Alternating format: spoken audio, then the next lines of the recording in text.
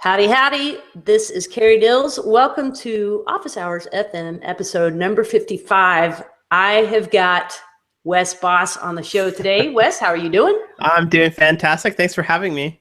I'm so glad you're on today. We have got probably more territory to cover than we can hit in an hour, but I feel confident we can make some good trails. A quick hello to everyone who is joining us and listening live, either via YouTube or Google Plus or Twitter. Hopefully you're not having issues if you're watching it over at officehours.fm. If you are, we'll head over to Google Plus. I'll post that link and you can watch there. I've got a couple of show sponsors today, as always, thanks to Manage WP, which is a one-stop shop for managing all of your WordPress dashboards. And you can get 10% off by using the link cdills.me/managewpme. And our other sponsor, Desktop Server, who recently relaunched their website over at serverpress.com. Wes, have you ever used them? No, I haven't actually. They are pretty much the bomb diggity when it comes to spinning up. I've heard fantastic things about them. Oh yeah, they might be life-changing and revolutionary. But as always, thanks to the sponsors. Appreciate those guys and appreciate you, listeners, for tuning in. If you have questions for Wes, you can shoot them over on Twitter to hashtag OfficeFM or the Twitter handle at OfficeHoursFM. Okay, all of that said, hello, Wes. Hello. Was is like a Was. You can call me Was if you like. You can call me. Oh, now I was gonna Carrie Dill. That'd be Kills. That's or Dairy. Kills. You could call me Dairy. Dairy. All right. So you're up in cold but sunny Toronto area. Yeah, actually today it's not too cold, which I'm thankful for. Is we just got past a pretty brutal winter, but now we got the summer weather here, which is fantastic. Sweet. Wait, is that a Google pillow behind you? Yeah, a Chrome pillow. I think I actually have it upside down, but yeah, it's a Chrome pillow. My buddy Darcy gave that to me. That is awesome. Is it homemade or is No, you can actually buy them on the campus in Mountain View, I think it is. So interesting. Yeah, it just keeps me. I sleep on it, and when I wake up, I know more JavaScript. It's great. It's like the osmosis pillow. Yeah, it works. It works really well. Okay. If I go offline, it's because I've run over to grab myself one of those pillows. All right. Well, I've heard seen some Twitter chat that there's some issues on the iPad watching this show over on officehours.fm. And I promise I tested this not 30 minutes ago. So apologies if there are issues. I will have to dig into those. So Wes, you first came on my radar. I believe it was back in December. I had Jared Atchison and Bill Erickson on the show. And they were talking about your book, The Sublime Text Power User. And then, of course, I had to immediately, as soon as the show was over, I went and picked up your book and started reading it, which gives a ton of just helpful shortcuts and little user tricks for Sublime Text. Can you kind of run me through your background of what it is that you do, where your specialties lie, and then we'll get into the book a little bit later. Okay. Yeah. So I'm a front-end developer, full-stack developer, which means that I help people build their products. So I work with startups and companies building whatever it is that they need to build. I do quite a bit of WordPress on the back end. I do quite a bit of Node.js on the back end recently, as well as on the front end. I'm pretty JavaScript, CSS3 heavy on those things. Sort of in addition to that, so I like to build stuff and I spend a lot of my time building stuff, but I also have a flip side of that, which is teaching. So I'm part of, I don't know, kind of prepping the next generation of developers for skills. So I through my blog, through my book, and I also teach at something here in Toronto called Hacker U. What we do is we have boot camps and part-time classes to teach people web development skills. So CSS, HTML, JavaScript, WordPress, Ruby. We've got classes on all kinds of stuff related to web development. So pretty much just I build stuff and I teach people how to build stuff. You could sum it up as. I don't know when you ever have time to sleep on your Chrome. Yeah, well, that's why I have that chair back there. I just take little naps on it in between. And we were talking before the show. You are a new daddy, so Yep. Congratulations! Oh, thank you so much. We're thrilled. And I don't. Does she have like Chrome sheets in her crib, or? She doesn't have Chrome sheets just yet, but she did get HTML for babies at the baby shower, and she's got a couple Ladies Learning Code shirt and a Hacker U shirt. So we've definitely, my geek friends have kind of rallied around me and been like, "This little girl's gonna know how to code." Awesome. Well, yeah, she's getting it by osmosis. Is your wife into code or tech? My wife's actually a designer, so she's into calligraphy and print design, and she does a bit of web design as well. So she's sort of the analog to my digital. That might have been the cutest thing I've ever heard. We make a good pair. We both work from home here, which is kind of nice. Very cool. Do you get into each other's way, or is that a? Yeah, we used to work just on a table. She used to be like right next to me on this. I have a really long desk here, but since we moved to Hamilton, we've got enough room for both of us to have an office. So we love each other, but she definitely likes to have her own office, stay away from me being crazy. Yeah, I'm really thankful that my husband works out of the home, because I think that murder would go down if we had to work. I love him, but Yeah. It's really hard to. I like a lot of quiet around me when I work, and it's really hard to concentrate when there's Taylor Swift videos blaring. I've just outed him as being a Taylor Swift fan. He's gonna get you. Yeah, he keeps me on top of any teen pop music. For some reason, he's into that genre. But wow, that was I don't even know how we got on that topic. My bad. We've got some good questions already coming in. So let's first, and I would bank that most people listening to the show know what Sublime Text is, but in case you're listening and haven't heard about it, it's in short a text editor for really just about any kind of code. I don't know how many languages it supports. Yeah, it supports like all kinds of languages out there, and it seems to be the most popular in the front end development, just because it's a fantastic editor. It's nice and quick, and the whole front end community, and as well as like the PHP community, has sort of picked it as their editor of choice. Can you give us the quick rundown on your opinion or pitting Sublime Text against a full IDE like NetBeans or PHP Storm?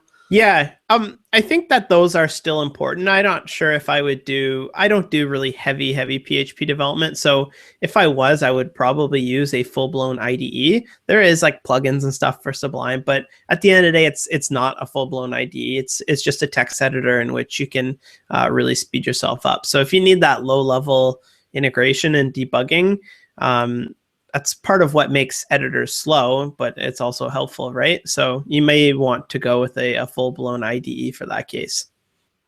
Okay.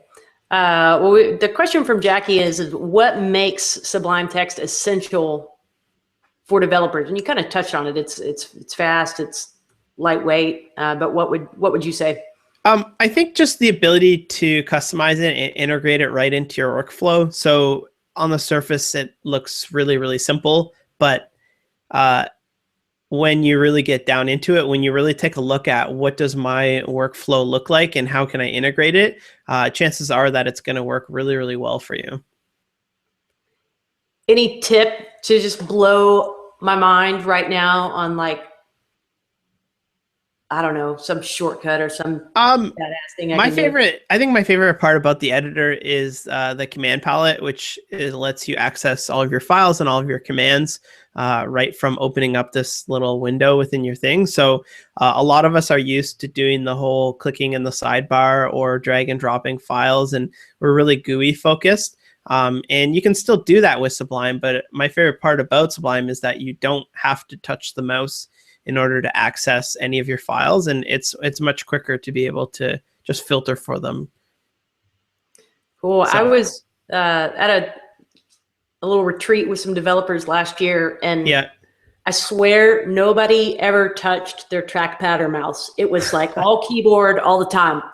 Yeah, it's I was so inspired to improve my own workflow, because I mean it just speeds things up. Yeah, it takes work to actually learn how to do those things. Most people are like, I can't be bothered to figure out the shortcut. But just when something like that happens, just stop, take the 3 minutes to figure it out and do it. And next time it's going to be faster. And by the time you've done that like 5 times, you're totally good. You've remembered it. It's made its way into it, and you'll say like, why didn't I learn this earlier? So it's definitely worth the investment there.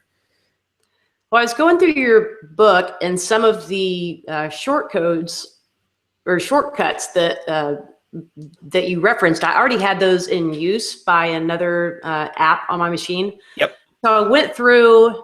I wanted to stick with the book, try to get it down the Wes Bos way, and so I changed my other app to some different, just throwing in one extra key or something on those. Yeah. And so it's really screwed up my whole muscle memory. So I try to do one thing, but I'm mashing 4 or 5 keys and hoping that. Yeah. I'm going full screen, part screen. That can be an issue if you're used to using a shortcut for something else on your computer, and now it's telling you to use that. But that's totally fine. There's you can just remap them as long as you know what they are. That's what really matters. Just remap them to something else that you're not using. All right, fair enough.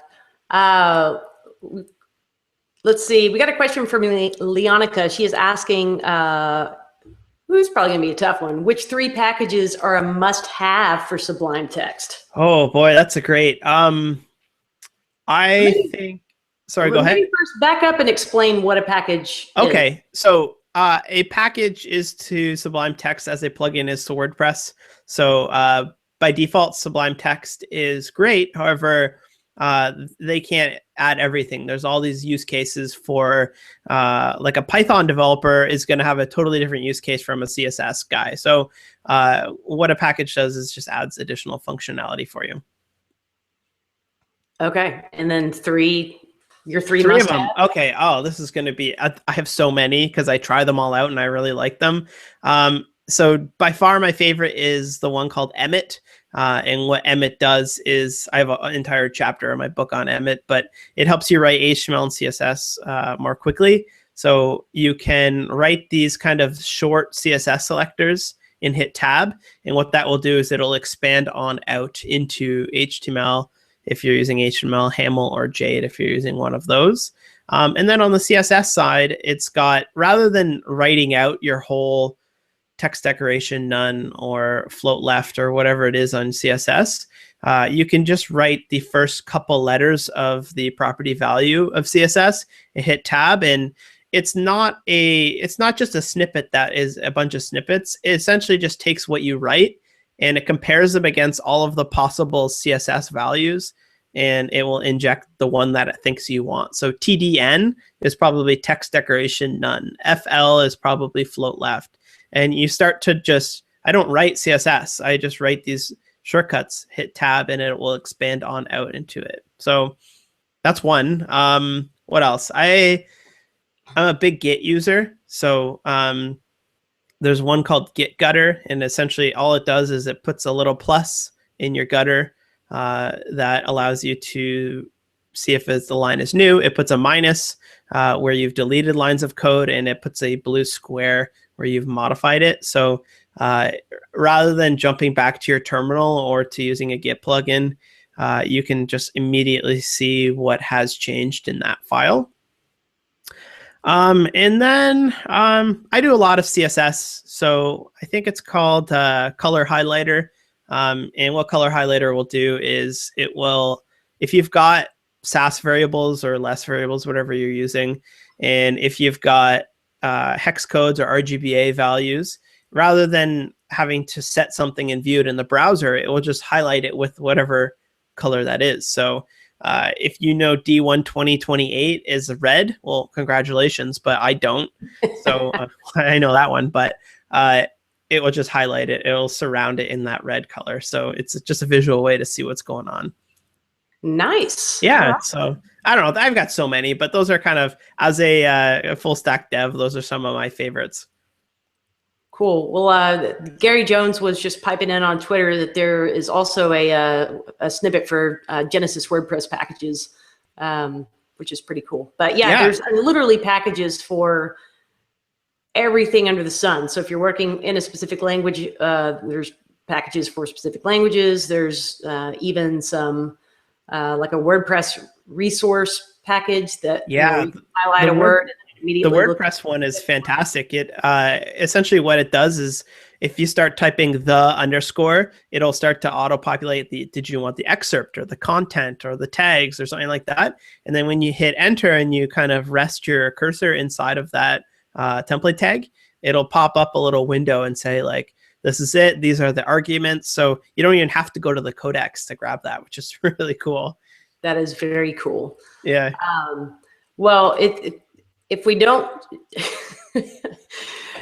Jackie's not going to read your book right now. So she wants to know if there's an easy shortcut to reindent your PHP or CSS. And I'm just kidding, Jackie. Oh, yes. I've got it mapped to Command R. It's not that by default, but if you go to Edit, Line, Reindent, what that will do is it will just reindent all of it. And then there's some other packages. I think HTML Prettify will actually handle a whole bunch of different types of code and it'll reindent it all for you. Would your book be appropriate for someone who is just starting with Sublime Text, or do you recommend someone who's already a little bit comfortable in that environment? Yeah, no, it's for pretty much anyone. I assume that you don't know too much, and I explain what it is in the first couple chapters. But if you're already kind of seasoned and you understand what the command palette is, it's okay to just kind of skip through one of those. The book is, I like to call it hop around, because you can kind of just take what you want from it. You may look at the like Git chapter and be like, oh, I love Git, I'm going to use that. Or you're like, I'm not using Git too much, so I'm not going to read that chapter. So totally, it's totally beginner friendly. When you say hop around, it makes me think of the song Jump Around by House of Pain. And now that is rolling through my mind. Thank you very much. You have to play that song while you read the book. Jump around. So we've got some users. One is currently using Notepad++, and another user is on Atom. Can you kind of compare, contrast Sublime Text, or is it better, or is it just kind of boiled down to preference? Or yeah, what's there? I definitely think it comes down to preference. I have this talk a lot with people where people come to me and they're like, what's better, Notepad++, Atom, or Sublime, or Vim? Or what's better, Grunt or Gulp? Or what's better, Ruby or PHP? And people get into these kind of like locking horns as to like what is better. And it doesn't matter. Just build websites. Just make websites. And as long as you are invested in building something cool, as long as you're invested in really learning your editor, then you're going to be way better off than anyone who's not invested. So Notepad++ is good. I used it. I haven't used it too much, but I like a lot of the stuff that's in Sublime over it. And then Atom. So if you don't know, Atom is a free editor that is from GitHub. And they pretty much have just mimicked everything that Sublime Text offers, which is great. The upside to it is that it's built in actually HTML, CSS, and JavaScript, and it's free. So that's the upside. Downside is that it's still being developed, and it's kind of slow, unfortunately, because it's built in HTML, CSS, and JavaScript. As much as I'd like to see that go fast, apparently if you have large files, which I don't know who's opening 2 meg files, but it crashes on like 2 meg files as well. So yeah, they're all good. A lot of people initially went to Atom, but kind of came back after the sluggishness. But I hope to see that that kind of turn around, because I'm all for it, right? The more the merrier. Yeah, exactly. I think like I really like Sublime and I really like Gulp, but if you're going to use Atom and Grunt, then go nuts. I think that's great that you're even spending some time to invest in that. Well, to add one more in the mix, Paul says he used to use a tool called Top Style Lite that was specific, I guess, for CSS. But are you familiar with that one at all? Pop Style Lite? Top Style? I Top want to Style. say that might have been a, oh, what was that? Adobe Macromedia, a layer like back from that product chain, but I could be making it up. Oh, yeah, I'm just looking at it here. No, I've never used that before. It looks interesting though. There's so many editors out there, and I think whatever works for you. I think the important thing is that you give everything an honest shot and you don't write it off before you've had a chance to sort of give it a good run for its money. Fair enough. Yeah. So Sublime Text version 3 is still considered beta. Yeah. Sublime Text had about a year where the author of Sublime Text was sort of missing in action. There was only a couple updates and very little kind of communication from the mothership, which is what made a lot of people move to Atom. But fortunately, in the last about 2 months, he's been extremely active in the forums and pushing out a lot of new versions. So it looks like 3 is going to be, even though 3 is what everyone's using, I recommend everybody switch to it because it's much faster and much more stable than 2. But he's just finishing up a few more features, which is really good to see. And I think we'll probably see 3 released in a couple months or a month or 2. Cool. Yeah, I was gonna ask about if you were in the know on sort of that development end of Sublime Text, and if it's being actively developed and you think it's going to be around for a while, but you sort of touched on that. Any more thoughts on the mothership? Is it, do they allow contributions? That's definitely something that concerns me a lot. Sorry, you're dropping off a sec. Oh, sorry. Carry on. Okay. That's definitely something that concerns me as well as the community, is that if it's not being actively developed, are you going to spend some time learning it? But it is being actively developed. He's got a lot of people using it. He's really active in the forum, so not something I'm really worried about anymore. As well as like the skills that you learn in Sublime Text, they easily transfer on over to pretty much any editor. So if you do want to change, it's totally fine. If you're following along on Twitter, have a column set up to monitor the Office FM hashtag. Ben has posted the PHP Hammer, which you never ever, you can use any tools you want, but when it comes to the PHP Hammer, don't put that one down. Thanks, Ben. Thanks, Ben, for that. Melanie wants to know if you would describe your workflow. And I'm not sure which part of the workflow, but I'll go ahead and specify from, let's say you're getting it, repository spun up, and go from there to deployment. Yeah, absolutely.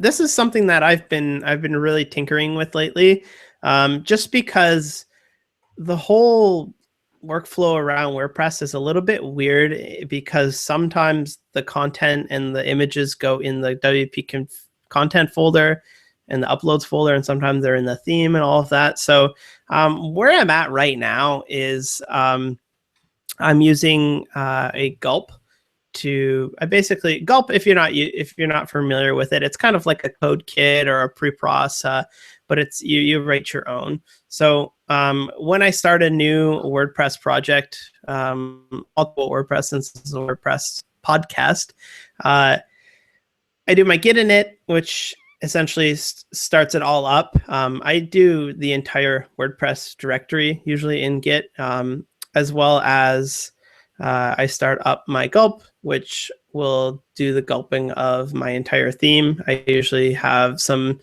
tasks in there that I use to minify my images that are in the theme. I've got some tasks in there that will compress my CSS, compile my CSS.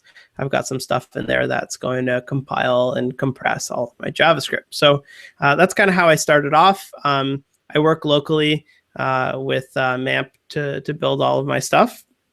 When it comes around time to do the whole put it on the server, which is where most people start to say, screw it, I'll just FTP and just work live off the FTP thing because they can't figure it out. So what I've been working with there is I'm either using Git as well, which essentially allows me to have a Git instance on the remote server, a Git instance on my computer, and any changes that happen to the files on either end will kind of push.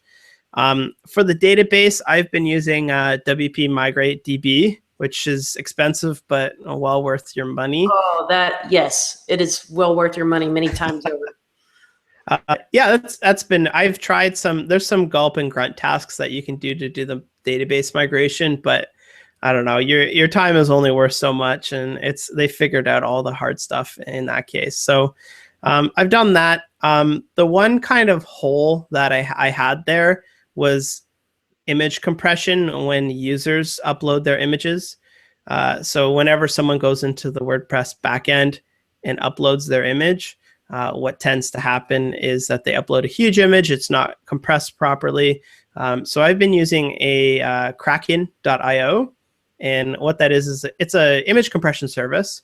And they've got a fantastic little WordPress plugin that it just basically intercepts your images when you upload them to the media. And it will do the compression for you. So you don't have to tell your clients, hey, can you please run your images through this compression before you upload it off your digital SLR or something like that. So yeah, that's kind of my whole thing. The one part that's still a bit of a pain point for me is that when you're working locally and you've got a client working remotely and they make changes to the database, syncing that data is really tough. So what I tend to do is just pull down whatever is remote and work off of that. But I still am not totally happy with something like that. Yeah, there doesn't seem to be, or at least I'm not aware of a really great solution there. Because say even you pull down their database, yeah, in the time that you're making changes and push back up your changes, they could have made posted a new blog post or something. Yeah, that's something that plagues every single database CMS, right? It's even when they get out of sync. There's no, as far as I know, there's no version control for database entries. So I've done it before where we have a staging build, and what we do is we take the staging build is where we do all the development as well as add all of the content, and then when we're happy with it, we'll take everything from staging and push it to the production environment, with the exception of the comments table, which is obviously the users are adding comments in there. So I was pretty happy with that setup as well. Cool. Oh, there it is. I lost my train of thought and I just refound it. You mentioned Kraken.io. Is that CRAC? Well, I'll let you spell it. Kraken.io. Okay. And it's kind of cool. They have a free kind of web interface for uploading stuff. But I pay, I think, about $4 a month, and I hook all of my clients' WordPresses up to it. And it's really just one more step to make your WordPress faster. I've also been using, what is it? It was Quick Cache. They rebranded into some other plugin. And if you pay for the pro version, it will allow you to do the minification of your CSS and your JavaScript right from WordPress, which is kind of cool.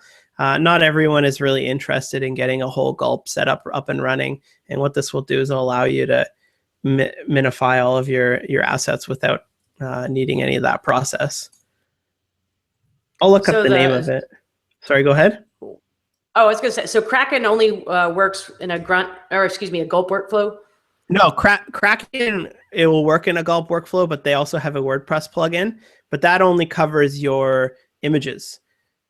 Okay. And but you also want to minify your JavaScript, your CSS as well. So what is it called? It's called Zencache now. And Zencache. if you pay for the premium version of Zencache, it used to be called Quick Cache. They'll do all of the compression of your CSS and your JavaScript, provided you've enqueued them properly. Sweet. You're just a tool dropping fool today. Yeah. Well, that's what people call me, right? Like I find all of these little tools that make, I don't know if I'm lazy, but I like to figure out what the tools that all fit together to just make like kind of a rock hard, battle tested workflow. I like that, because we're always, right? I mean, we're always in search for the perfect workflow. And I know there's no, what's a perfect workflow for you might not be ideal for me for whatever reason. So there's, you can't say definitively, this is the workflow, but I'm always curious. I know my listeners are curious too about how other developers work and the little things they do to speed up the cycle. So yeah, exactly. So all the time you save using those tools, is that how you found time to write command line power user? Yeah, that's a little video series that I put together. And I actually, how these things kind of come about is that I get my students asking me about them over and over. And essentially at the end of the day, I get sick of telling them, or I can't write it to send an email. So I'll just kind of flip on my recorder and talk through how I've done that. So that's how command line power user came up. It's just people kept asking me like, how did you do that in your terminal? Or I saw this little trick you did, or how did you get the cool prompt in your terminal? And all of those things kind of came together. I was like, all right, I got to do a little video series that I can put together and give it away for free so people can learn how to do this as well. Sweet. So if you head over to commandlinepoweruser.com, you can check those out if you're command line curious. I think that's an official term on.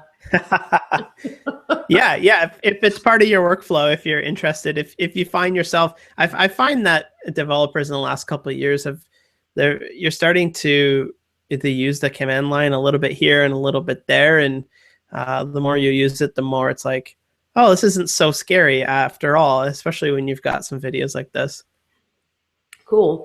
Well, speaking of that, Gary had a question asking, do you prefer to use Sublime Text to handle the command line, or FTP, all that kind of stuff, or are you using different tools for these things? Different kind of tools for that. Let me actually just pull up that question. We had that right here. I initially wanted Sublime Text to just be the everything app. I just wanted my FTP to be inside of Sublime. I wanted my terminal to be inside of Sublime, and I kind of wanted it to be a one-stop shop. And what I realized is like Sublime is fantastic for the editor, but it's not great for the command line. It's not, well, a lot of people use it for FTP, but for that I use Transmit. So I don't use it for that. I feel like you can get a lot better job really getting to know your terminal and your command line. For standards checking, absolutely, I do use it. I think that's the perfect spot to check it. And if you're not familiar with standards checking, or you may have heard of it's called code linting before. Essentially, what that does is it takes a look at your code, and it will tell you if there's errors. So there's PHP linting, there's CSS linting, there's JavaScript linting, and it'll say this is an error or this is a bad practice. So before you get the white screen of death in WordPress, you can catch it in your editor. So yeah, I use that in Sublime Text, but not for FTP and stuff like that. I tend to go outside of it. And I'm slowly trying to wean myself off of using FTP, because I think there is a lot more streamlined workflows that you can have. Yeah, I haven't completely broken free yet. I want to. I hate myself every time I fire up FileZilla, but yeah, I do love on the CSS linter website, which for listeners, there is a package you can install in Sublime Text. Wes was just saying, but they also have website where you can just plop in some CSS and run it through the linter, and it says, "Will hurt your feelings." And I love that because it will. You will think that you have written something beautiful and then run it through there, and no, it's crap. With all these things, they all have settings. So the big one in CSS lint is you don't ever use an ID, which is you should use classes for styling. And sometimes you got to use an ID. You just don't tell anyone, close the curtains and use the ID to style, and it will yell at you for doing that. So you can go into your CSS lint settings file and turn that off. Good point there. Well, if we have any late joiners to the show, I want to welcome you. You're listening to Office Hours FM, episode number 55, and I have got Wes Bos on the show. If you want to follow up later, I'll have show notes up on this episode's page at officehours.fm/podcast/55. And if you want loving reminders each week of the show, you can head over to officehours.fm/subscribe, and I'll send you a little email every Thursday morning with a heads up. So if you want to ask questions for Wes, you can hop over on Twitter and send that to @officehoursfm or at #OfficeFM, because that's not confusing. And yeah, okay. So get your questions in and we will carry on. So Wes, you teach, you write, you code. You mentioned that you're speaking at WordCamp Hamilton, just outside of Toronto here soon. Yeah. It seems like education, though, is your main passion. Yeah, that's really what I'm all about. I love to build things, and I think that's really important that I keep building things just for my own sanity, as well as we've all had the teacher who can teach but can't actually do. So I want to be the teacher that's actually really good at what I do, and I can hopefully break it down and simplify it for my students. But yeah, education, I'm really passionate about that. That your comment reminded me. This is just a random aside, but my mom grew up in small town Texas and had a Spanish teacher whose Spanish was apparently so horrible that one time she went to Mexico and no one could understand her. Oh, wow. Yeah, it's kind of, anyways.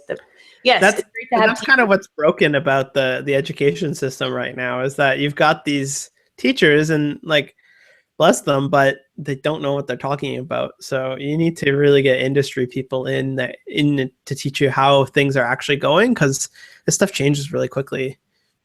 True. But sometimes industry people, how to put it delicately, they're boring. Like, it's really hard to listen to, a delivery and discussion on, by someone who's not interactive with humans. Oh yeah. That's a whole nother skill, right? Is being able to be personable and make people like listen to you, right? So my thing is jokes. I try to tell all these dad jokes while I teach. You got one for us? You can't just leave us hanging? I don't know. It'll come around. Don't worry. I'll try pop one off by the end of the. Okay. Yeah. Whenever you feel the inspiration, just let it out. Let it go. So let's. What was your original? I mean, we're talking about what you do now, but how did you even get into all of this? MySpace. You remember MySpace? Oh my gosh! Somebody I think it was last week on the show, was talking about. Oh yeah, it was Russell Aaron I had on last week. He was talking about starting with MySpace. Yeah, it's actually it's a bit before that, but when I was growing up, I was always sort of interested in computers, and I made a few websites here and there. But when MySpace rolled around, what happened is you could put your own CSS into like the comment box, and it would apply it to the entire page, which is like horrifying. No one ever lets you do that anymore. But that's kind of how I figured out how CSS works. I can apply all of the styles to myself, which is pretty cool. And then from there, I was pretty heavily involved in the music industry here in Hamilton, Burlington area. and I was just building lots of websites and designing stuff for bands. So by the time I got to university, I was still really into building websites, and I needed money, so I just started building sites for people, and it kind of snowballed in from there, and I've been doing it ever since.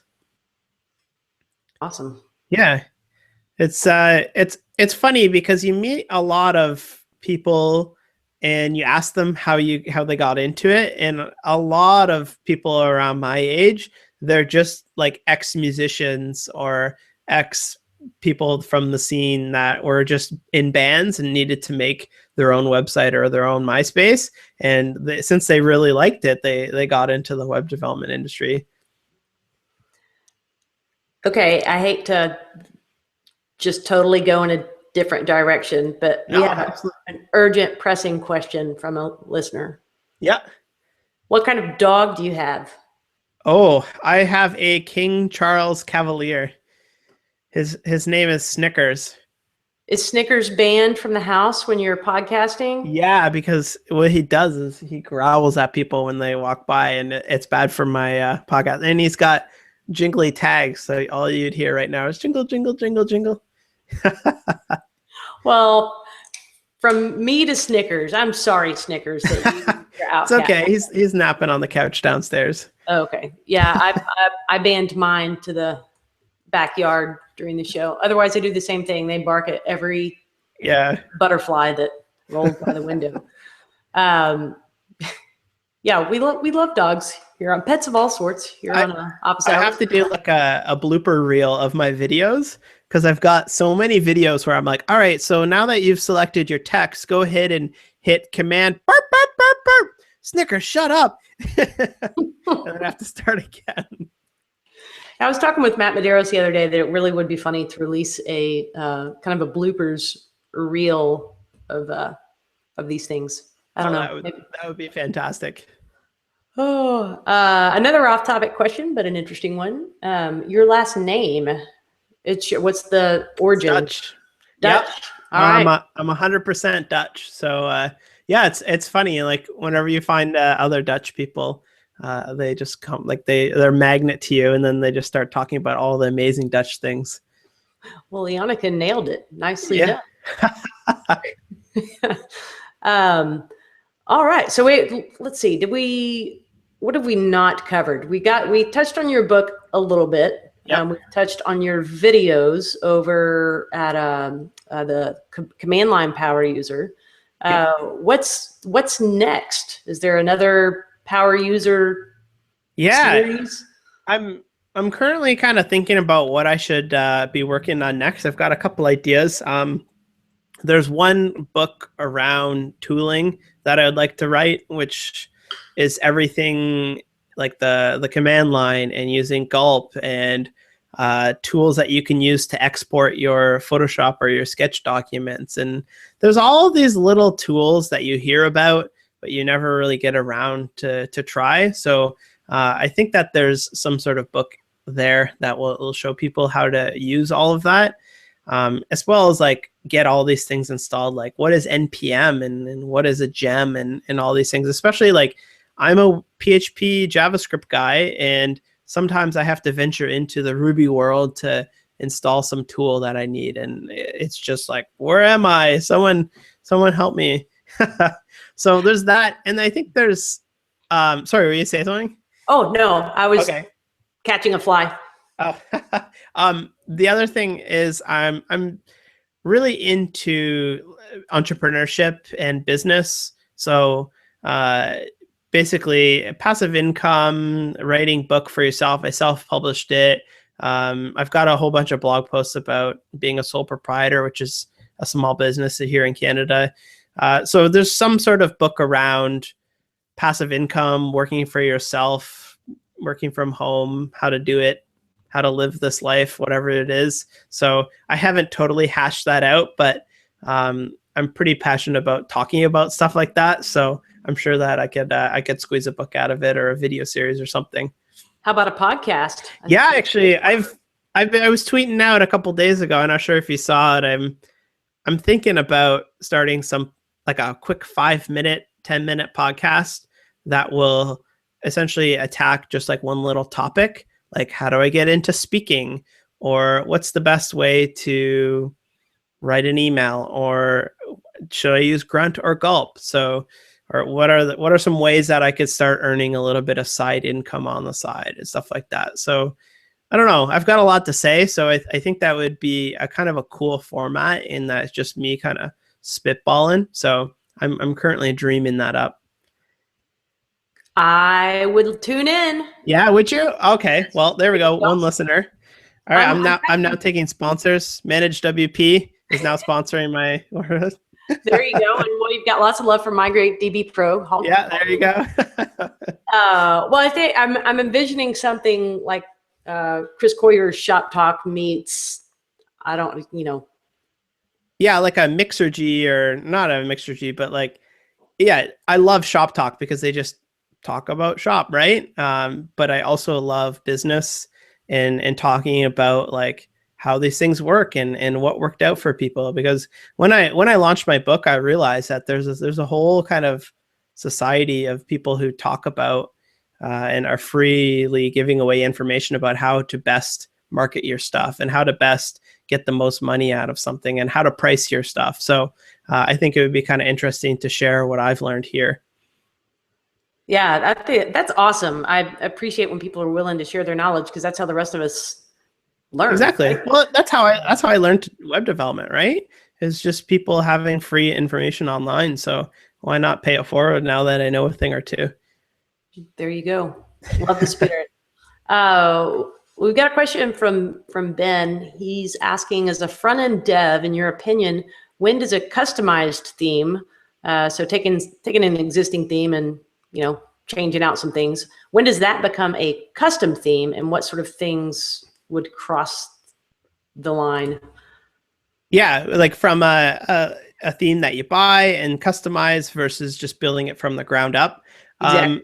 That's kind of the big question that I get from people. I'm totally in the camp that I build it from the ground up. Not that you should build it from the ground up, but since I'm a pretty heavy front end developer, which means that I do a ton of customizations. Everything that I do is very, very custom. So I generally start from scratch, or I have my own little starter theme that I use. But that said, it's not a bad thing to take an existing theme and to sort of poke around. That's how we all learn WordPress, right? So when does it? I don't think it really matters when it changes, because at the end of the day, maybe me and you will know that you can look at it and be like, yeah, that's a theme that I saw on ThemeForest or something. But no one else really knows that. All that they know is that these are some really nice looking websites, regardless of if it was built on a theme or not. Yes, only the developers care. It's true. And no one, the only developer is going to right click view source and kind of look it out. In what I do, this is a little tip if you're ever concerned, is since I'm a pretty big WordPress developer or whatever, a lot of times people get snarky and try to view source on all of my code to just kind of call me out on something that I had done wrong or maybe not best practice. So in most of my sites, if you view source, you'll find a little ASCII, like a picture. If you view source on wesbos.com, there's a picture of myself, or there's like a little ASCII like, hey, glad you dropped by. And what that does is it kind of defuses the situation where someone goes like, who does this Wes Bos guy think he is? He thinks he's so good at coding. I bet he's really crappy. And then like, oh, funny little thing in his source. All right, he's cool. Wait, who's setting out just to smear the name of Wes Bos as a developer? I don't know. Well, every now and then you get these people who, in general, the WordPress community and like the development community is pretty happy, but sometimes you get people that they're just out to kind of find something wrong with what you're doing. So the view source on my website, you'll see there's a picture of me and there's a big WordPress logo in my source. So it's always good for a few laughs. As soon as we get off the show, I'm going to go check that out. But yeah, haters gonna hate. Trollers. Yeah, exactly, right?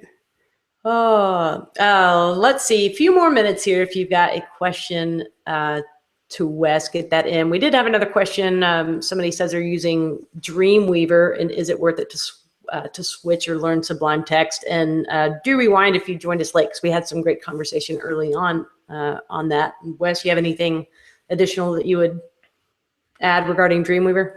Yeah, absolutely. I think that Dreamweaver is a tool that most people get started in because it comes with the whole Photoshop Illustrator suite. But it's a pretty bloated little or big editor. It comes with a lot of the stuff that you don't need. It will slow you down.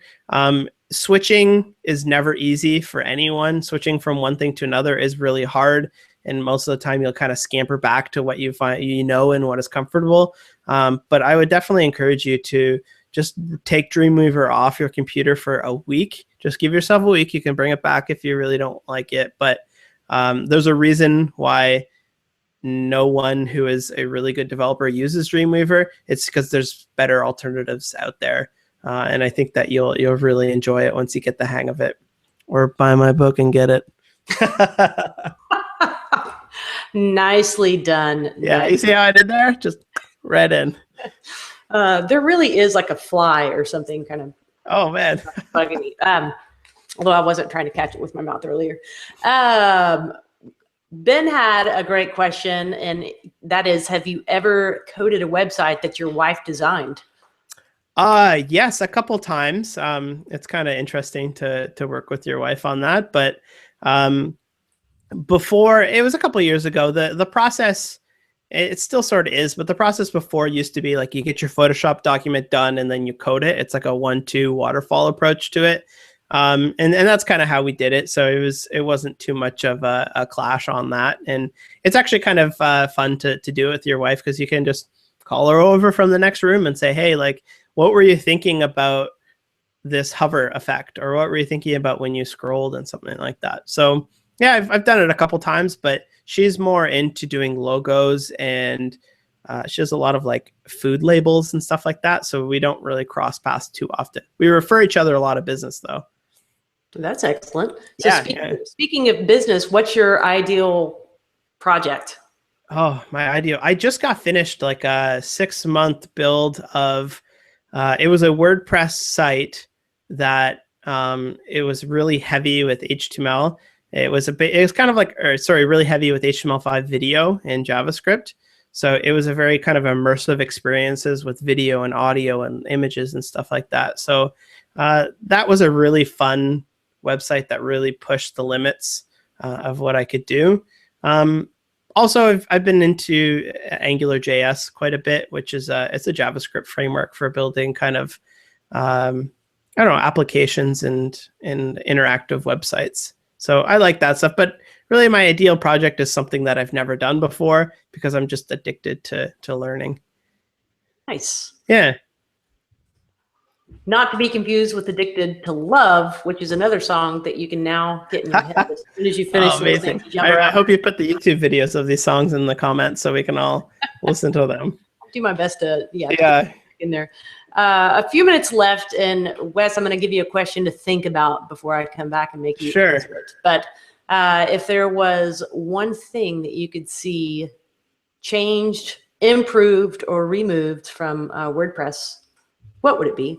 And while you're pondering that, just mention again, thanks to our sponsors, Manage WP, who is an online service you can use to manage all of your WordPress dashboards in one little location. You can get a 10% discount. You can actually try them out for free. And if you sign up, you can get 10% off by using the link cdills.me/managewp. And our other sponsor, the beloved desktop server, who makes it super. Wes, you're going to have to check them out, but because you mentioned that you use MAMP.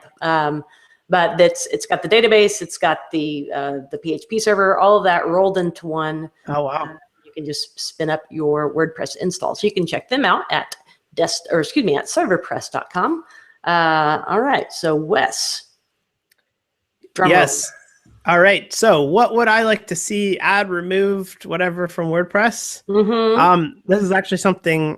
I forget who it was. There was a blog post. I'll have to find it. But essentially, it was talking about WordPress moving to just being an API, which means that, so right now, when you want to write an interface for WordPress, with WordPress, whether it be something on the admin side, the back end, or something on the front end, which is in your theme, you have to write that in PHP, right? Because that's how your theme is. And that's kind of, some people don't like PHP, and I really like it, but it's not for everyone. So what I think WordPress is doing is they're going to make the entire interaction of WordPress done via the API, which means that you can use whatever language, probably JavaScript. We're already seeing this with the media uploader. It's built in Backbone. And we're going to be able to build just custom interfaces both on the back end and the front end for our specific use cases. So on the back end, a lot of people are using Squarespace lately, and that's because Squarespace has a really configurable and customizable backend that you can really make specific. But imagine if you could buy like a car dealership backend, or you could buy like a restaurant backend or something like that, that was really suited towards the specific use case, as well as the front end. We're starting to see a lot more stuff built in Angular, React, Backbone, whatever it is that you're using. So that kind of separation of WordPress being, it's still built in PHP, but it's just an API that you can interact with whatever language you find comfortable. So that's pretty, when I saw that, I was like, oh my goodness, that's so exciting, because I love WordPress, and I think it's a fantastic tool to manage content sites. So awesome. Would you, at your leisure, tweet out that reference? Yeah, absolutely. I'll have to, I tweeted it out, I think about a month or two ago. So I'll have to go back and to find the link of it. Cool. No offense, but sometimes I don't see every tweet. That's fine. I don't see everyone's tweets either. I mean, I'm looking, I'm watching, but oh yeah, you don't have like a column in your tweet deck that's just me? No. Well, I did, but I only started it, so yeah, get on that. We'll take this one last a good one from Gary. It's a two-parter. Okay. One, have you written and released any packages for Sublime Text? I have. I don't think it's very active anymore yet, though. Essentially, what it was is I was writing a lot of CoffeeScript at the time, and CoffeeScript is language that compiles into JavaScript. And I was getting JavaScript snippets from the web, and I needed to convert them into CoffeeScript. So I wrote a little package on how to convert them. Packages in Sublime are written in Python, and I don't really know Python. So it was kind of hacked together, basically being like, we do it this way in PHP or JavaScript. How would I do it in Python? So that was one little package I had done. Interesting. I did not know the Python bit. Huh. Yeah. It's the reason why Sublime Text is so fast. It's written in Python, which is a very quick language. New tidbit. There you go. Hot tip. Every episode of the show. Hot tip. Hot tip. Popcorn. Cotton candy.